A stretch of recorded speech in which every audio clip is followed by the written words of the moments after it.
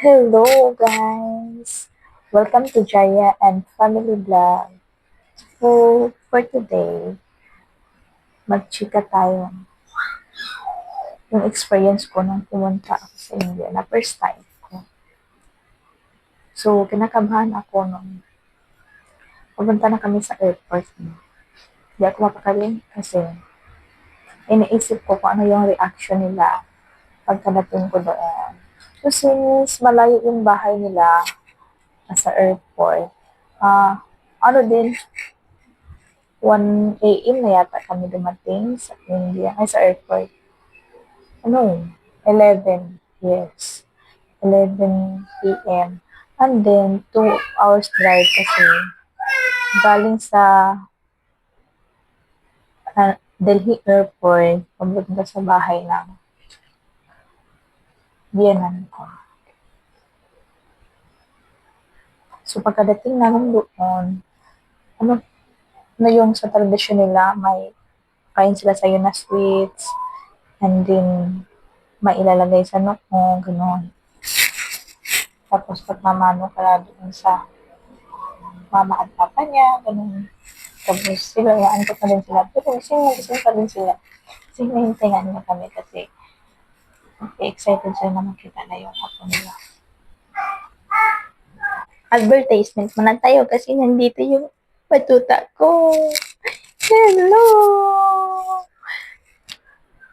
So, pagkadating namin doon sa bahay nila, kinakabahan ako kasi pagmano ko doon sa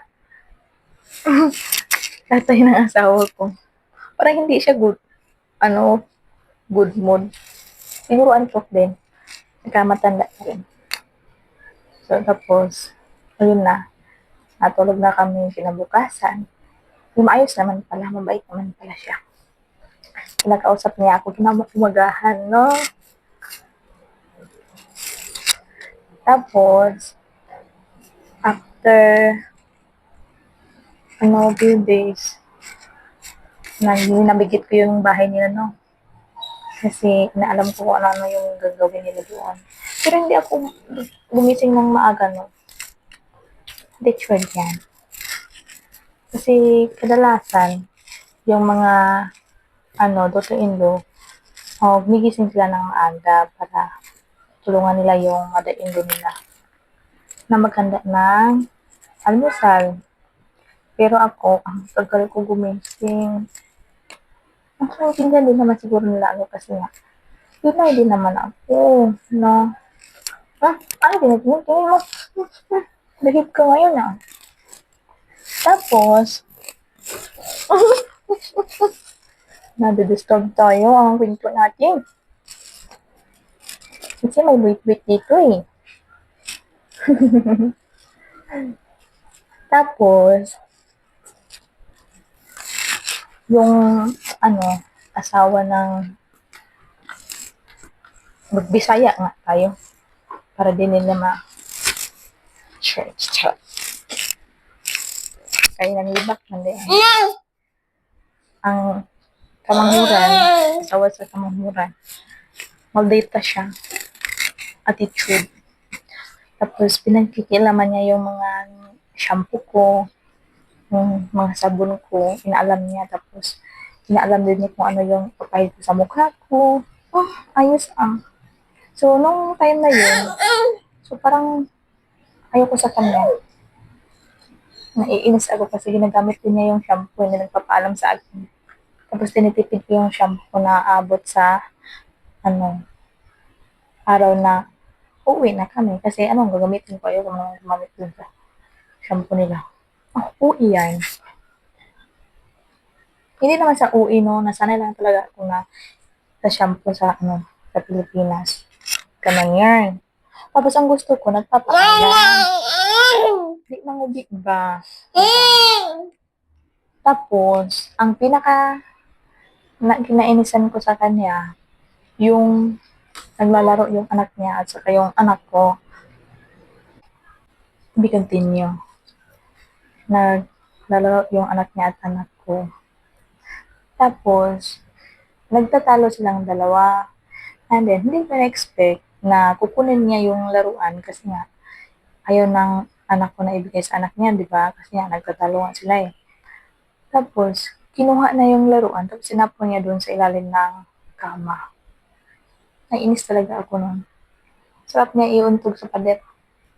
Pero, naisip ko, first time ko tapos, mag-attitude na ako. So, parang ang sama ko naman. So, nanahimik na ako. Tapos, hindi ko siya kinibo. Wala siya dyan. Kasi, attitude, usapang ano lang yun. Mga bata lang yun. Dapat hindi nangingialam. Dapat kung pagsabihan man, eh, yung anak lang, pagsabihan niya yung anak niya. Pagsabihan ko din yung anak ko. 2 years old pa lang din yung anak ko noon eh. Tapos yung sa kanya, I think, mga 5 na. Mas nakaka-intindi yung sa kanya. Pero, kasi nga, attitude siya. So, yun yung ginawa niya. So, nag-o-observe lang din naman ako. No? Para, sa next visit ko, so alam ko na yung gagawin ko. Pero, ang bait ng mama ng asawa ko. Kasi, tinutulungan niya ako pag naglalaba ako. Doon yung isa na na-appreciate ko. Kasi pag naglalaba ako, may washing naman sila, pero hindi ako gumagamit yung sa, kinukusot ko lang. Tapos, pag, sinasampay ko na, tinutulungan niya ako. Tapos, inadalhan niya ako ng mga merienda pinadalhan niya ako ng mangga. Kung ano na rin dalhin niya sa akin. Tapos sabihin niya na kumain daw ako, ganun. So, na-appreciate ko din naman yun. Tsaka yung kapatid na babae ng asawa ko, ang bait niya sa akin. Lagi na yung sinusure na okay ako. Tapos, tinutulungan niya ako na sa mga, susuot ng sari, ganun. At saka, yung isang din, yung isang daughter-in-law, kasi 3 kami yung daughter-in-law. Yung, yung isang daughter-in-law, yung matic char. Tapos, yung isa, ang bait niya. Sana hindi siya magbago eh. Pero pati ko, kasi pag ganun, wala din ako pati. Mabait naman ako pag mabait ka sa akin, ganun lang eh. Ito yung patatalo. Kung attitude siya, bahala siya sa buhay niya. So, ganun yun. Pero overall, mabait sila sa akin. Tapos may ang dami nang binibigay sa akin, gano'n. So, na-amiss tayo kasi pag dito, sa Philippines, no, hindi naman lahat. Pero pag pumupunta ka sa biyanan mo, lalo na pag ayaw niya sa'yo, naku dahil. Wala talaga. Pero, yun. I'm so thankful na mabait sila sa akin. Yung, biyanan. Yun. Yun naman yung pinaka-point ko doon. Yung daughter-in-law, wala akong pati sa kanya. Bala siya sa buhay niya. As long as, di niya gawin yung kagaya doon na tinatapon niya yung laruan. Kasi usapang bata lang naman. Tapos nangingialam siya. Yun yung ayaw ko sa kanya. Tapos nangingialam sa mga gamit ko. Ganun, alam niya kung ano ginapit sa mukha ko. Tapos, basta, ako sa kanya. So, yun natin pag-usapan yun. Yun lang naman.